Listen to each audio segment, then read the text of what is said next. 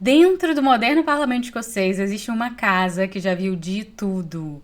De tempos de guerras a festas luxuosas até um crime bem chocante. Bem-vindos a Queensberry's House. Oi, eu sou a Amanda e a ideia desse canal é de contar relatos reais. Então, se você tem uma história de terror misteriosa que aconteceu com você, manda pro e-mail que eu deixei na descrição, mas enquanto aguardamos esse e-mail chegar, eu vou contar para vocês histórias assombrosas do lugar que eu moro, que é Edimburgo, na Escócia. Essa casa ela já foi uma mansão aristocrática, hospital durante a epidemia de cólera, abrigo para os mais desamparados, lar de idosos e hoje ela é nada mais, nada menos que parte do coração político da Escócia. Mas nada se compara ao que aconteceu ali em 1707, que foi o ano mais sombrio de toda a sua história e que deu origem a uma das lendas mais perturbadoras da cidade. E aqui, gente, um adendo. Esse é um daqueles lugares que não é aberto para o público, porque, como eu disse, ela hoje é integrada ao Parlamento Escocês. Então, ela é acessível só para um seleto grupo de pessoas. E mais um motivo pelo qual eu quis trazer essa história aqui, porque, de alguma forma, o destino me empurrou para dentro daquelas paredes e hoje eu caminho toda semana pelos corredores da Queensberry's House, porque eu trabalho lá. Tá, mas vamos lá. Qual o contexto dessa casa?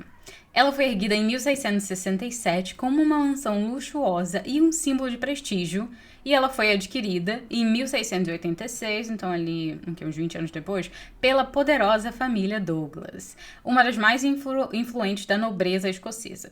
E com a morte do pai, dizem que ele morreu ali por causas, doenças da época que hoje provavelmente seriam muito bem tratadas, mas na época, né, com a limitação da medicina, esse patriarca faleceu.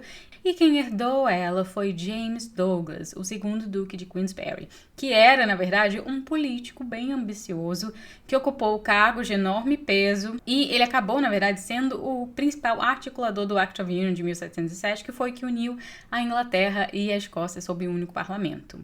E eu tô dando esse contexto porque ele vai ser importante, tá bom? Não é só uma aula de história. Mas eu acho que é interessante saber também. Então, foi aí que a Queensberry's House se tornou não apenas um lar aristocrático, mas também um palco de decisões que pautaram o futuro do país. Agora que nós já temos um contexto do que acontecia na cidade, você vai entender que Edimburgo estava em ebulição, porque tinha protesto na rua. Porque quando a gente fala de união da Escócia com a Inglaterra, ainda é polêmica até hoje.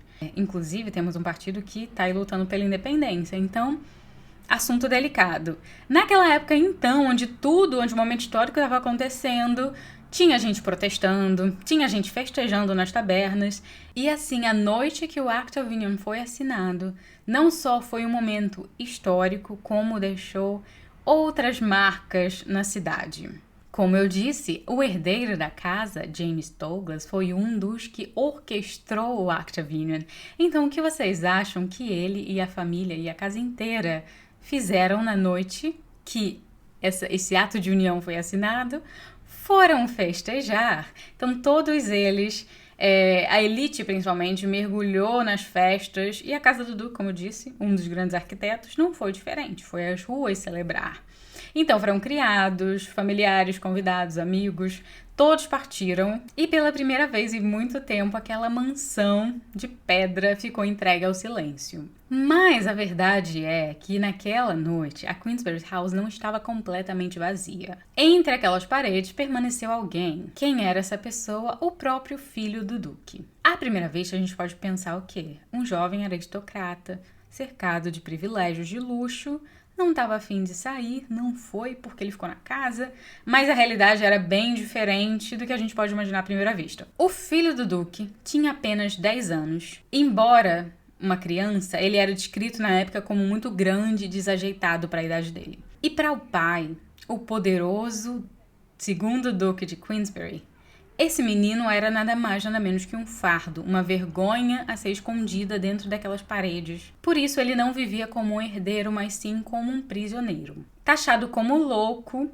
ele vivia trancado em uma ala da mansão, muitas vezes no escuro, segundo o que relatam, mantido longe dos olhares dos importantes visitantes e convidados. Então ele era criado não como um filho da nobreza, mas como um segredo bem incômodo.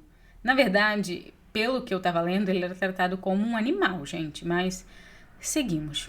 Então, como eu disse naquela noite, assim como todos os criados foram festejar nas tabernas, o homem encarregado de vigiar e cuidar do menino abandonou o posto e também foi pra rua encher a cara. Então, sem o vigia por perto, o menino conseguiu escapar do quarto dele, desceu pelos corredores escuros e agora silenciosos, guiado por um cheiro peculiar. Esse garoto, que não era alimentado, como eu disse, vivia no escuro, passava fome, tratado como animal, guiado pelo cheiro de uma gordura derretendo no forno ou alguma coisa sendo preparada, com fome, e não só isso, mas com muita raiva da situação que ele se encontrava, de viver trancafiado num quarto, ele foi ali andando pela casa, explorando, chegou até a cozinha e nesse momento ele descobriu que ele não estava sozinho naquela casa. Tinha uma outra pessoa além dele. E o que aconteceu naquela cozinha só foi descoberto quando a família e os criados voltaram da noite de festas. Quando eles abriram a casa da mansão e foram recebidos não só pelo silêncio, mas por uma cena de puro horror. Na cozinha estava o filho de James diante da lareira. O fogo estalava, mas no espeto não girava apenas a carne do jantar. O corpo de um jovem criado, que havia sido na época encarregado de cuidar da cozinha, estava ali parcialmente assado e com sinais de que ele havia sido devorado. E o choque foi inevitável, né? As pessoas estavam todas horrorizadas, principalmente o Duque, mas tomado naquele momento pela surpresa, pelo horror e medo do escândalo, ordenou que James fosse afastado dali e que ninguém abrisse a sua boca sobre o que aconteceu. E assim aconteceu o caso de canibalismo mais famoso da Escócia, de novo, da minha cidade, no lugar que eu trabalho toda semana. A gente imagina que, obviamente, esses criados não ficaram com as suas bocas fechadas porque estamos aqui comentando sobre essa história. Mas, na época, essas foram as ordens. Mandaram o menino para bem longe para viver isolado em alguma outra propriedade da família. Mas essa decisão não foi só uma questão de honra. Havia muita política envolvida. Todos sabiam que quando o Duque morresse, quem ia herdar o título dele era James. O filho, sei lá, James II, James filho. Só que poderia ele ter um herdeiro instável, conhecido por essa atrocidade, ocupando uma posição de tanto poder e sendo ali o líder daquela casa? Isso era uma coisa impensável pro pai. Eu acho que mais pra todo mundo, né? Mas enfim. Então começaram as manobras por trás das cortinas e com o tempo foi decidido que em vez desse menino, quem herdaria seria o seu segundo filho, Charles. Só um adendo aqui, esse pai estava com muito medo de um escândalo porque ele era uma figura controversa. Como eu disse, ele orquestrou o ato de união. Então, eles tinham muitos apoiadores, mas o rei da Escócia não estava tão feliz assim com ele. Então, ele saberia que qualquer coisa que acontecesse, qualquer escândalo relacionado a ele, seria usado contra ele na carreira política. Só que esse plano dele, de que o filho Charles era quem herdaria, vamos dizer assim, não deu tanto certo, porque a família dele era bem conhecida como ser mentalmente instável. Aparentemente, a mulher dele tinha um ódio declarado e desnorteado pelos escoceses. Quando eles recebiam convidados na Queensberry House, ali políticos, figuras importantes, de prestígio da sociedade, ela se disfarçava de camponesa e ridicularizava esses convidados, rindo das suas origens, bem na frente de todo mundo, ela não se importava. Então imaginem essa cena, uma duquesa em pleno salão aristocrático zombando dos próprios convidados. Como eu disse, né, eu não sei se isso é problema mental, pra mim é xenofobia, uma crueldade, um ódio sádico, difícil de explicar. Mas na época chamavam ela de mentalmente estável.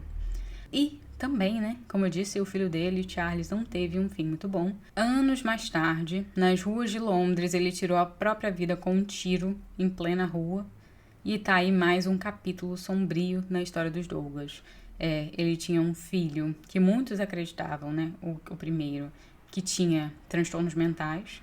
E aí a gente não sabe se ele realmente tinha transtornos mentais e por conta disso a família, por ignorância, não sabia lidar e tratava esse menino dessa forma animalesca que resultou nesse ato de canibalismo.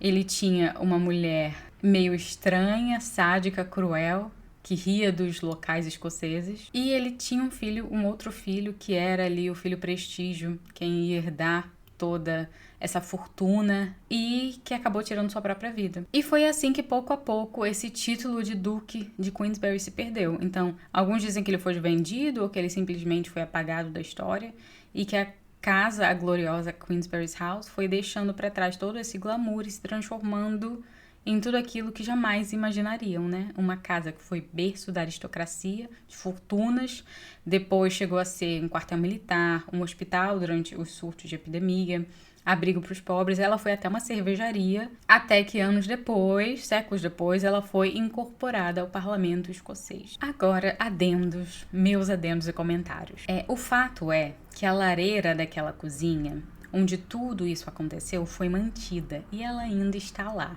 Então, hoje, ela faz parte do bar do parlamento escocês. E aí eu vou entrar com os meus detalhes.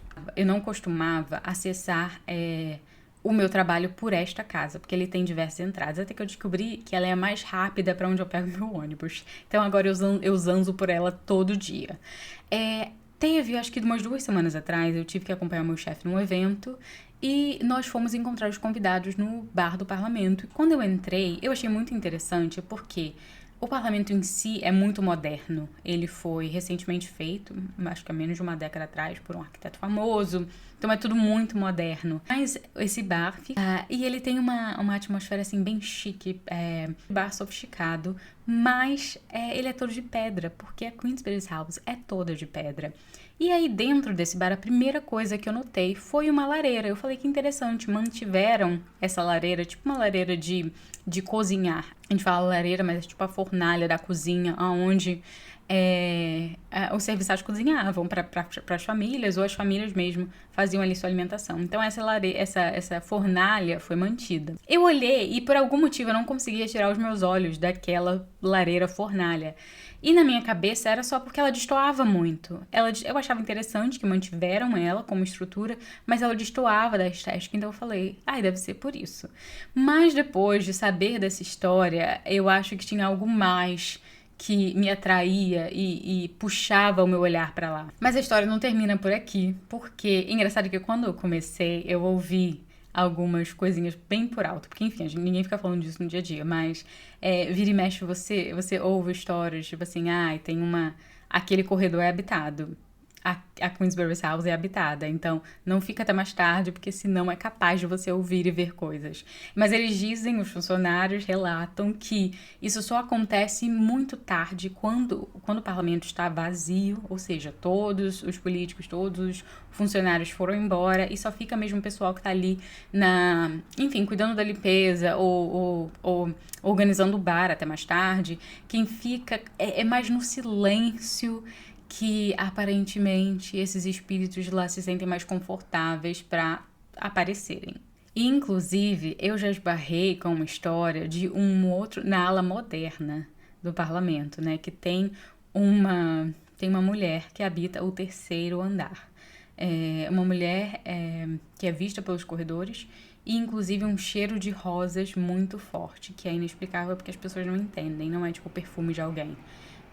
Dizem que essa mulher habita lá no 3º andar, mas eu nunca fui nesse 3º andar porque ele pertence a um outro partido, então me sinto meio intrusa, mas talvez um dia eu converse com alguém que me conte essa história melhor.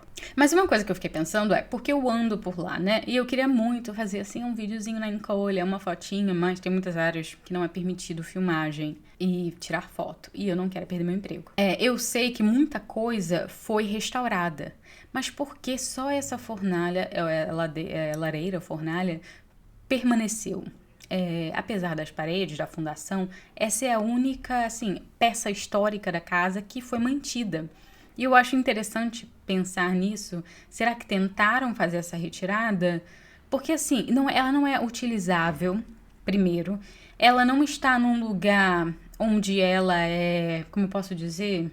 Que ela é, um highlight. Ela é um item de arte, um item bonito. Ela não tá num lugar interessante. Ela fica literalmente, no cantinho da parede, meio que esquecida e abandonada. Então, a impressão que me dá tentaram, talvez, tirar ou fechar aquela área, mas por algum motivo não conseguiram, ou era caro, enfim, não sei. Acho isso bem interessante, de que tudo que tinha lá, das paredes, enfim, das features, principais da casa, Ela foi a única que permaneceu e ela carrega a história sombria. Então, se um dia você estiver na Escócia e me visitar, talvez eu possa te levar ao bar do parlamento para você olhar com seus olhos para essa lareira. Não vou prometer foto ou vídeo, porque eu não sei se eu vou conseguir fazer. Talvez eu ache foto histórica, vou pesquisar. Mas se um dia vocês passarem pelo parlamento escocês, se lembrem que sobre aquele prédio moderno existe uma casa antiga que já abrigou um canibal. Então, até o próximo relato, porque ele pode ser o seu.